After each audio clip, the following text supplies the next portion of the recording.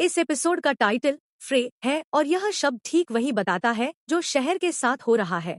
सब कुछ किनारों से टूटने लगा है। पूरे एपिसोड का सेंट्रल थीम एक मैसेज में कैद है जो जीव एक खलिहान की दीवार पर छोड़ते हैं। ज्ञान की एक कीमत होती है। इस एपिसोड की हर एक कहानी इसी आइडिया पर वापस आती है।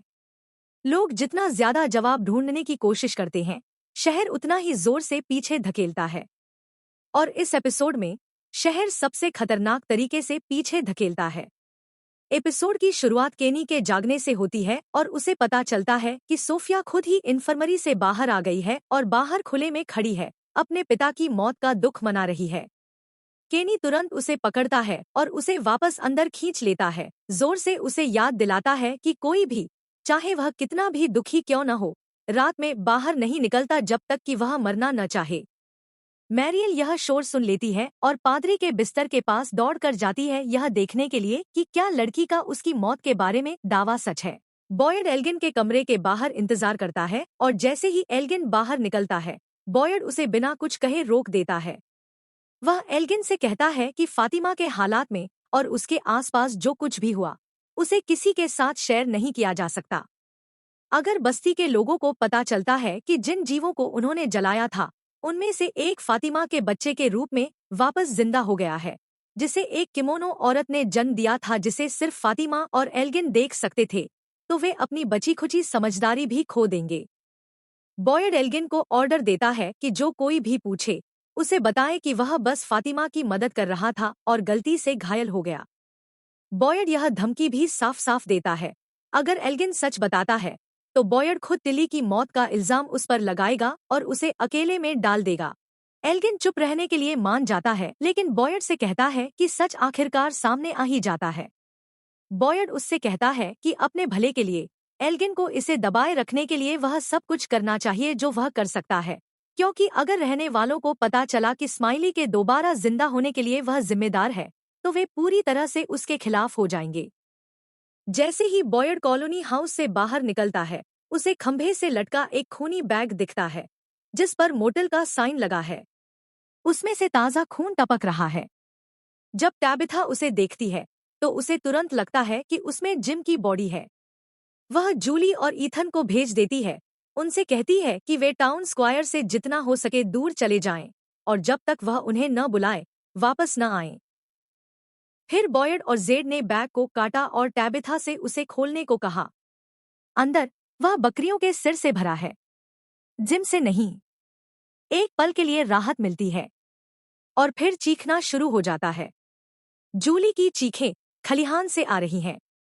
यहीं पर जीवों ने जिम की बॉडी को लटकाया है, खोखला करके दिखाया है और दीवारों पर खून से एक मैसेज लिखा है, ज्ञान की कीमत चुकानी पड़ती है। इस सेटअप की क्रूरता हैरान करने वाली है।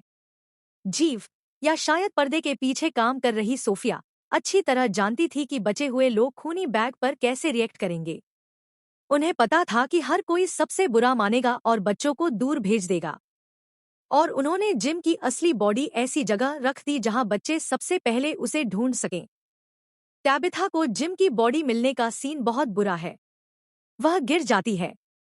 वह सब कुछ जिसे वह इनकार करके संभाले हुए थी, वह सारी शांत अंदरूनी ताकत जिसका इस्तेमाल वह अपने बच्चों के लिए मौजूद रहने के लिए कर रही थी, उस पल टूट जाता है। ईथन पूरी तरह से टूट जाता है और टैबिथा पर जिम को मरवाने का आरोप लगाता है। जूली ईथन को शांत करने की कोशिश करती है, जबकि टैबिथा वहां खड़ी आरोप को सह रही है, एक ऐसे बच्चे के दुख से खुद का बचाव नहीं कर पा रही है जिसने अभी अभी अपने पिता को खोया है। जब टैबिथा बच्चों को संभालती है, बॉयड और जेड एलिस की थोड़ी मदद से जिम की बॉडी को खलिहान से नीचे उतारते हैं और उसे चर्च ले जाते हैं, ताकि परिवार के अलविदा कहने से पहले उसे साफ और तैयार किया जा सके। बॉयड सोचता है कि दीवार पर लिखे मैसेज का असल में क्या मतलब है, और जेड उसे वापस उसके कमरे में ले जाती है, जो अब तक नोट्स और थ्योरी से भरा हुआ है, और अपनी पूरी हाइपोथेसिस बताती है। जेड का मानना है कि वे सभी एक पुनर्जन्म के लूप में फंसे हुए हैं। हर साइकिल में वही कहानी चलती है, वही कैरेक्टर अलग अलग चेहरों के साथ रिपीट होते हैं, और जो लोग कहानी में असल में खुद को खोज पाते हैं, उन्हें इसकी सजा मिलती है। जिम, टैबिथा और जेड सभी को अपनी पिछली पहचान और लूप में अपनी भूमिका के बारे में पता चल गया था, और जिम को तुरंत बाद मार दिया गया था। दीवार पर लिखा मैसेज उस खोज पर शहर का सीधा रिस्पॉन्स था। हैरानी की बात है कि बॉयड इसे खारिज नहीं करता। वह असल में इसके लॉजिक से सहमत है, क्योंकि सारा के गुजरे हुए भाई नाथन का हमेशा से मानना था कि इस शहर में जवाब ढूंढने के बहुत बुरे नतीजे होते हैं। लेकिन बॉयड जेड से कहता है कि उसे इससे रुकना नहीं चाहिए। अगर जेड को इस बारे में इतनी बेसिक बात पता चल गई है कि लूप कैसे काम करता है, तो उसे उस धागे को तब तक खींचते रहना होगा जब तक वह अपने आखिर तक न पहुंच जाए, क्योंकि शायद वही धागा असल में कहीं ले जाए। यह एक जरूरी पल है। एक्शन वाला बॉयड अब थ्योरी वाले बॉयड पर भरोसा करने लगा है। उसे एहसास हो रहा है कि गोलियों से जीवों से लड़ना बेकार है। उनके पास शायद एकमात्र असली हथियार समझ है, और शहर यह जानता है, इसीलिए वह ज्ञान को इतनी सख्ती से सजा देता है। जूली रैंडल के पास जाती है और उससे कहती है कि जब वह अपनी कहानी सुनाने की काबिलियत का इस्तेमाल करे तो वह उसकी मदद करे। वह पहले रैंडल से आर्च से चलकर यह पक्का करने के लिए कहती है कि क्या वे उस पर भी वैसा ही असर करते हैं जैसा उस पर करते हैं।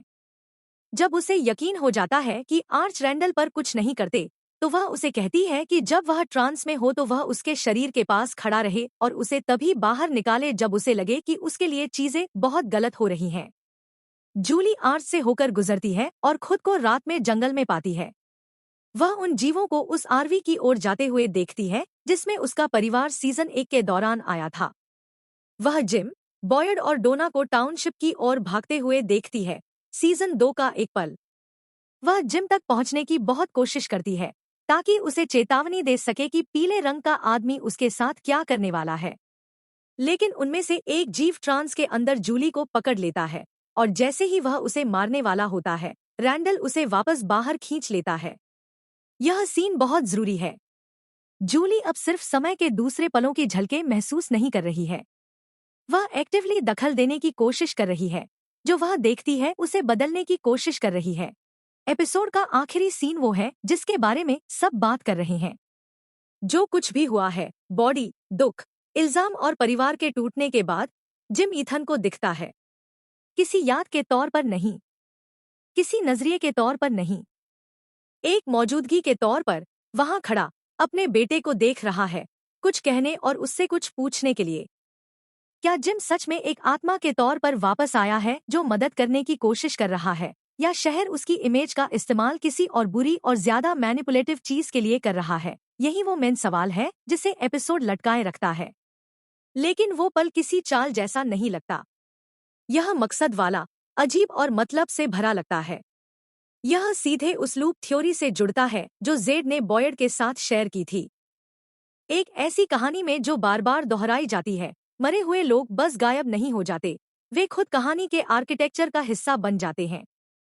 जिम अब शहर की असलियत के एक अलग लेवल पर काम कर रहा होगा, जहां वह ईथन तक उस तरह पहुंच सकता है जिस तरह कोई जिंदा इंसान नहीं पहुंच सकता। ईथन आखिर हमेशा से ही ऐसे तरीकों से समझदार रहा है जो आम समझ से परे हैं। और अगर जूली ही कहानी में आगे बढ़ सकती है, तो कहानी सीधे ईथन से बात कर सकती है।